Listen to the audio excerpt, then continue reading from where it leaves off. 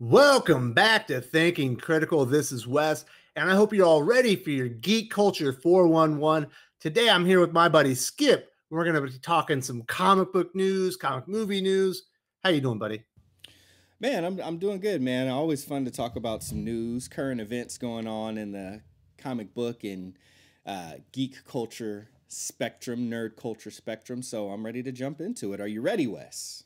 Are you ready for some comic industry news? Well, then here we go. Strong word of mouth apparently isn't enough to save Birds of Prey at the box office. Current projections point to an opening weekend haul of 48 million, the lowest in the history of the DCEU. What went wrong, Wes? What happened? Well, I think it's a combination of things. Suicide Squad was terrible. While Harley Quinn was good in that movie, that movie left a bad taste in a lot of people's mouths. So I think revisiting the main character from that and then building out the Birds of Prey around her, it doesn't look like a Birds of Prey movie. It looks like a Harley Quinn movie, which is exactly what it sounds like it is. It also has a stupid title that should have just been Birds of Prey. That Emancipation Proclamation of Harley Quinn thing on the end was ill conceived, poorly executed. The name was stupid. It seemed like a parody of a real movie. Also, marketing it as a like a feminist icon film was bad. When they marketed Wonder Woman, she is a feminist icon, but they marketed it as a traditional superhero film, so you didn't turn off any audiences. And here they essentially seemed like they just wanted the female audience for it, and the trailers sucked. That's probably the worst part about all of it. The trailers absolutely blew, and I think all of those things made the perfect storm for a lot of people not interested in what sounds like it's actually an okay movie. Yeah, that's what's funny about it. Even the people that we could consider the shill media, that's something that they even said was true as they were praising the movie during the first reactions, and even some of the ones that are coming out this week with the different reviews and stuff that are going up. Everybody says, even people that didn't like the movie say that the trailers did not do the movie justice. It conceals a lot of the character of the movie, which it was pretty apparent. I get what they were trying to do. They weren't really trying to sell Harley Quinn in the trailers. They were trying to sell Margot Robbie in the trailers. Yeah, I think they would have done better to, stick more to it being an actual Birds of Prey thing. But with as bad as Suicide Squad was, and then Harley Quinn kind of being one of the highlight things from it, and then Margot Robbie enjoying it so much and her being one of the producers and everything that had such a hand in it. This is one of those films that they wanted to just give over to her and let her do her thing. Now, what might be the saving grace for the movie is that the budget wasn't very big. There's not a lot of flying and stuff going on. Harley Quinn in the comic books, it's like she has superpowers now, which we won't talk about that. But in their universe that they've built, she's not a superpowered individual. So whatever special effects that they did put in there were at a much smaller level, being that there was really only one metahuman, which is Black Canary. So that might be their saving grace. If they can make half of their budget back with this, and then they can trail out the rest, they can at least maybe make their money back. And I mean, even if they make 150 million, then they made 50 million off of the film, or 50 to 60 million off the film. Well, we didn't even count in marketing. This movie actually might not make any money now that I'm thinking about it. We'll see, but it's tough for me because after seeing, like, I started off being interested in the idea, and then it kind of went down, and now I'm at the point where I always say, if the next comic book movie that's fringe can do well, then maybe something that I really am interested in will get greenlit. But I'm not sure that this is gonna be that movie. All I can say is I am gonna go see it, and Wes, I am very, very much looking forward to doing a review for this movie on Thinking Critical. So everybody keep an eye out. Next week you can expect a review from yours truly on Thinking Critical about this film. Well, that sounds like a treat, my friend. Indeed. Marvel Comics credited Stan Lee rather than Joe Simon as co-creating Captain America Steve Rogers, with along with the King Jack Kirby in this week's Captain America: The End. Legion of Doofus's mainstay and editor of the comic, Jordan White, tweeted, "Yeah, it was an embarrassing mistake, but nothing we can do at this point but apologize." How screwed is Marvel Comics editorial, Skip? It's bad. You know, I think the worst part about it is Jordan White is so used to mistakes and failures that he just like took it he kind of just took it in stride. It's bad. I'm one of those people when I first was like found out about this and I was reading about it, I was like, you know what? Everybody makes mistakes. They've got tons of comic books coming out. That's an easy one. But then I thought back to it and I was like, you know what? But they continue to make mistakes. And for everything that Jack Kirby went through, and you know, and him not being here and Stan not being here anymore either, and Joe Simon, it's like the least you can do is credit the proper people who went through so much hardship and being disrespected and undervalued. The least you can do is give them the proper credit. You know, I can't say I'm surprised. You know, if this happened even on the DC side, maybe I'd be a little more surprised, but for it to happen at Marvel, for it to happen on Jordan White's watch does not surprise me at all. And Jordan White is right. It is utterly embarrassing. Your ass is bare. Jordan D. White. Wes, how much worse can it get over there for blunders like this? Well, it was awesome because I was going on Twitter and I like Rob Liefeld. I think he's pretty funny. And he had a picture of this and he said, "This is a Jordan White comic." He goes, "I've got a litany of dumbass mistakes this guy has made. I have a list." I was like, "Preach, brother. This moron keeps getting promoted in spite of his job performance. How does this keep happening?" But, you know, no surprise. It is Jordan White, one of the lead members of the Legion of Doofuses. Marvel editorial is an absolute joke, and he's a huge issue. Why? And you can tell that CB Cebulski has almost no good leadership instincts because the man is still there at Marvel Comics. He should have been fired years ago. CB's been on the job for a couple years now. He should have fired him as well. Marvel Comics editorial is majorly screwed, in my opinion. It's a joke, unfortunately. But what is interesting that's occurring over at Marvel, not to do with the comic side, is Sam Raimi. Word on the street is he's replacing Scott Derrickson in the upcoming Doctor Strange into the Multiverse of Madness. Is Raimi a good fit for the MCU, Wes? So this is a weird question. All right. Do I think Sam Raimi is a good fit for Doctor Strange? 100%. He's almost a perfect fit. I love the Evil Dead trilogy, you know, Evil Dead 2, and then finally Army of Darkness.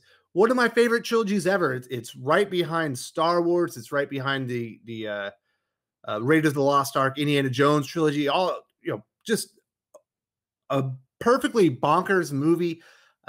Sam Raimi proved on Spider-Man that he certainly has the chops and the feel for superhero characters and executing those on film. And who doesn't want to see Bruce Campbell as an alternate version of Stephen Strange in the Multiverse of Madness? That'll be the whole highlight of the film. I mean, please, God, let that happen. But here's the problem. The MCU is all about milquetoast, formulaic, bullcrap movies nowadays. And that's not what Sam Raimi does. It essentially is what ruined Spider-Man 3 was studio interference and them trying to have some say in what he did. It ruined the entire film. It ruined what would have been the best superhero trilogy, probably even better than Captain America's, who I think is excellent because there was studio meddling. I don't think Raimi is a good fit for the MCU, but he is in an absolutely perfect fit for Doctor Strange. What a conundrum.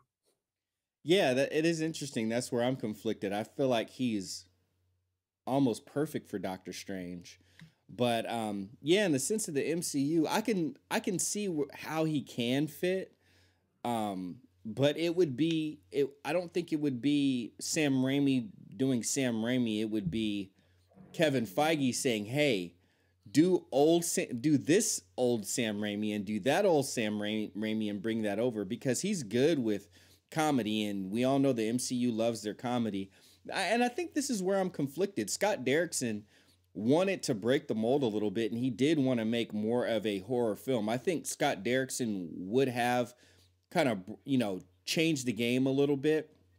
and gotten us out of the monotony of the MCU formula, which I'm not as tired of as some others, and as, you know, even as you have mentioned, Wes. I'm not as tired of it yet, but it would be nice to just get, like, you know, a refreshing take for it to be a little bit more of a horror film. But Sam Raimi coming in, the script is already locked. They're shooting it within the next. They're gonna start shooting it in about 2 months, 3 months. There's not a whole lot of time for a lot of changes at this point. So I almost immediately thought of it with the Star Wars thing, with Lord and Miller getting kicked out as they've gotten, majority of the movie shot. Yeah. And had to bring in Ron Howard. It's like, it's smart to bring in a trusted name, because for the people that are, worried about how it might come out, our demographic, the people that talk about this and we're heavily invested, it does make us feel better, with a trusted name that has done superhero movies that or at least good movies that we have liked. But at the same time, what version of Sam Raimi are we going to get, to your point? So as of right now, I'm still going to look at it as a plus. Sam Raimi is a professional. He definitely has his duds, though. Sam Raimi is not like, some flawless or even like a fantastic track record. He's got movies that people praise, and he's got a lot of duds, and not all of those are due to studio interference, like Spider-Man 3. So overall, I'm hopeful for this, and the thing that's great about it is the casting. I feel like, how am I forgetting her name? Obviously, we know Benedict Cumberbatch, but who plays Black Widow, the Olsen? Elizabeth Olsen. Elizabeth Olsen. Those two are such fantastic, like a fantastic actor and a fantastic actress, that I feel like they're going to play their parts very, very well. So I don't really have any issues there, but it's the tone of the film now that I'm a little concerned about. But we will see how that all goes. How dare you besmirch the good name of Sam Raimi? Can I ever forgive you? The jury's still out. But Skip, DC Comics released a cover for the upcoming Free Comic Book Day offering Generation Zero. On that cover, Wally West appears to merge with Dr. Manhattan on a scale of Squirrel Girl to east of west. How excited are you for a Flash Dr. Manhattan mashup? I have to choose Squirrel Girl, because that's what it's going to be like. Wally West is going to be OP just like Squirrel Girl now. He's unbeatable. I mean, he's Dr. Wally Manhattan at this point, like ridiculously OP. For me, once they did what they did in Heroes in Crisis, and I heard some of the praise that I think it was Flash Forward, like, which was weird. Yeah. I heard certain things about, like, why is Scott Lobdell doing this? And then it went from like, oh wow, they're actually turning it around. For me, you took Wally West was perfectly placed back in the in DC in the universe with Rebirth. And that is exactly where I feel like was the perfect place for Wally West. And now him going out to space and turning into, sitting on the throne of the all-knowing or whatever, and turning into Dr. Manhattan, it's just all a bit too much for me. It's like, in my mind, I still feel like this is how bad Dan Didio and Tom King screwed up Wally West, to where in order to redeem him, you have to make him a god. It's kind of crazy. So me personally, I'm not that excited about it. I will be watching you talk about it, and I'll be watching some of our other friends on YouTube talk about it. But even though this is a free comic book, I'm probably not going to invest my time in it. Wes, how excited are you about this? I'm interested. So it is free comics for you guys in the States. For me here in the Philippines, it's a $1 comic. I did order mine without seeing the cover. I find it very interesting, because if you read Doomsday Clock, and if you read the initial Titans run from Dan Abnett, and the initial, well, I don't think it was really in the Flash, but there was some weird stuff going with Wally West and Dr. Manhattan. Dr. Manhattan essentially pulled Wally West out of the DC Comics timeline. He was stuck out there in the middle of nowhere for years, trying to get back, until his best friend Barry Allen recognized him and pulled him back into the universe. And that's when they kind of started discovering that Dr. Manhattan was changing the DC universe. So this could all be really interesting. It probably should tie into Doomsday Clock, but also with Flash Forward. It sounds like they're going through some multiverse type of stuff there as well. I don't know what to expect. Are they really going to mash up? Is this just a picture on the cover?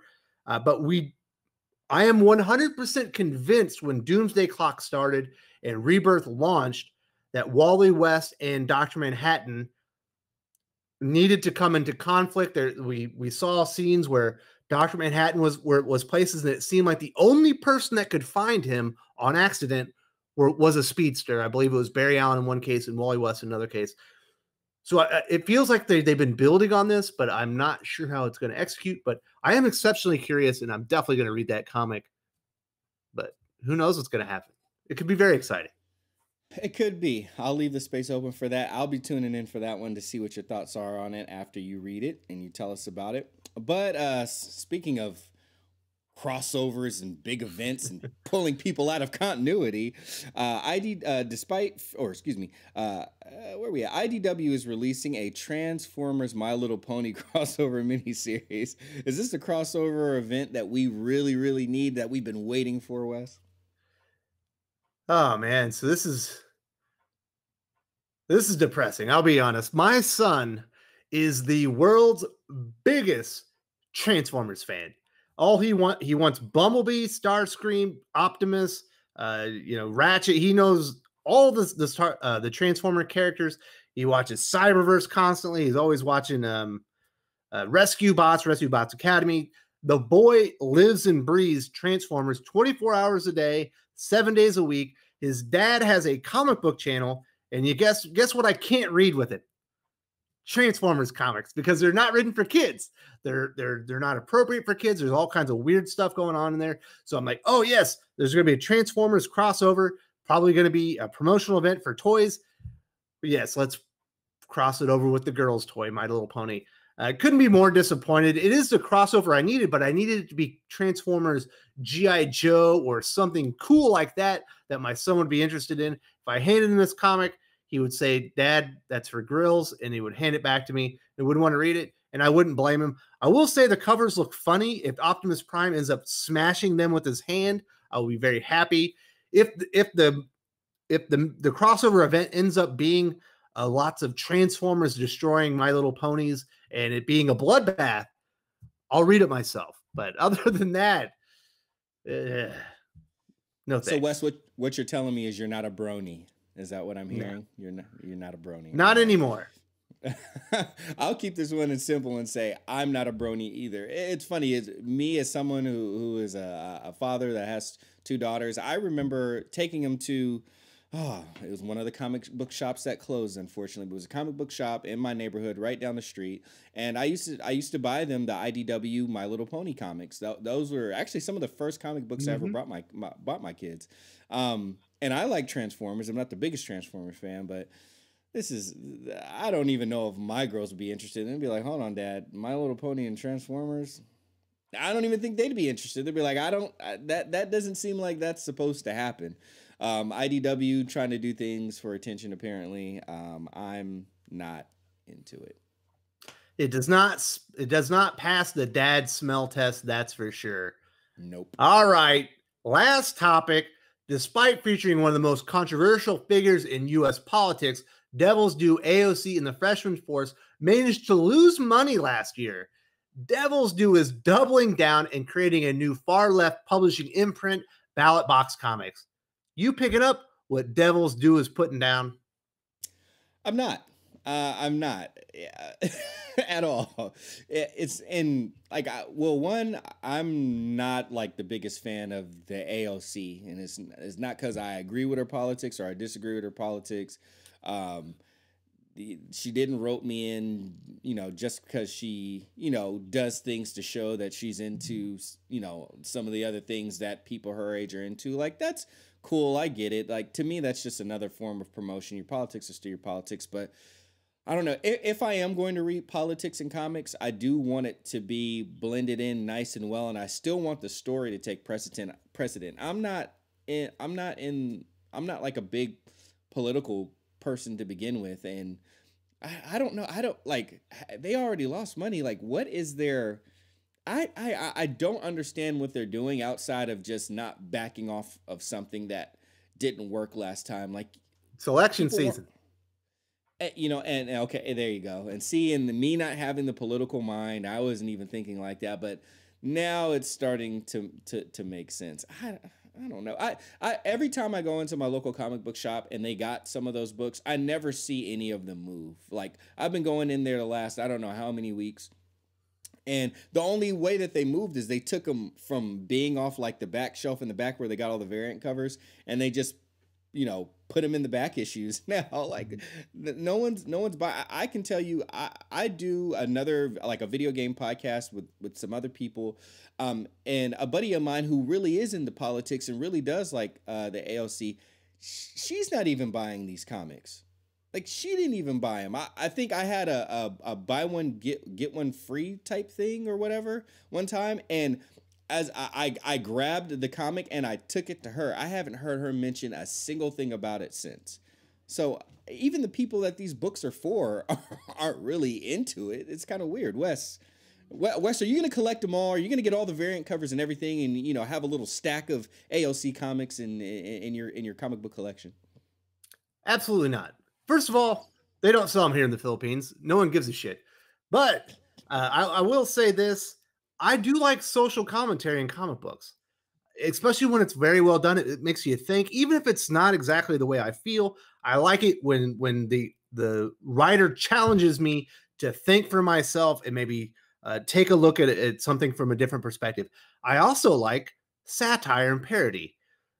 This is neither. This is like propaganda, so I'm not very interested in this. I don't like propaganda. I don't think AOC is actually compelling a person, let alone comic book character. So I'm certainly not the audience. I'm in the wrong zip code. I'm not even in the right part of the world that would even consider buying this. Congratulations, Devils do. You're going to lose some more money. Even though it's election season, I don't see this moving, but you know, I could be wrong. Maybe people are interested in this. And if people like AOC and the Freshman Force and Ballot Box Comics, more power to them. You know, buy what you like, but it seems like fool's gold to me. All right, Skip, I got something. This is unplanned bonus content. Bonus question. Skip, Netflix users can finally turn off their annoying as hell autoplay feature on a scale of Charlie's Angels reboot to Bad Boys for Life. How great is this change? I think it's awesome. I really do. I don't watch as much Netflix as I used to. I watch a lot of YouTube, and I've been watching Hulu a little bit more and Amazon Prime. But I think this is great because that was easily one of the most annoying things. Now, if there's just a feature, if we can get the thing where we can turn off like the automatic ads for these other movies and stuff like that comes up, because I watch it on my Apple TV, and I'm tired of like, oh really? Oh, okay. Oh, that's what it's supposed to do. But you have to go and turn it off.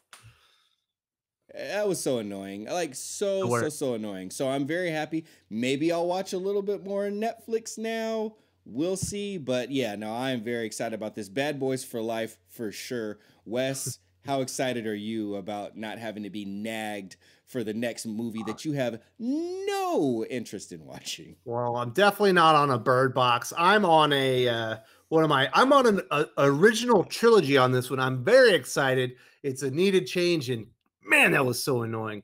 Thank God. Ugh. Yeah, I'm very better viewing about experience. Exactly. I fully agree. Thank you, Netflix, for doing something right. So that should basically wrap up this week's Outside the Bleed geek-span with my good friends Skip and Tosh. We had a great time talking about all the geek culture 411. Thank you very much, and we'll see you next week. See you next week.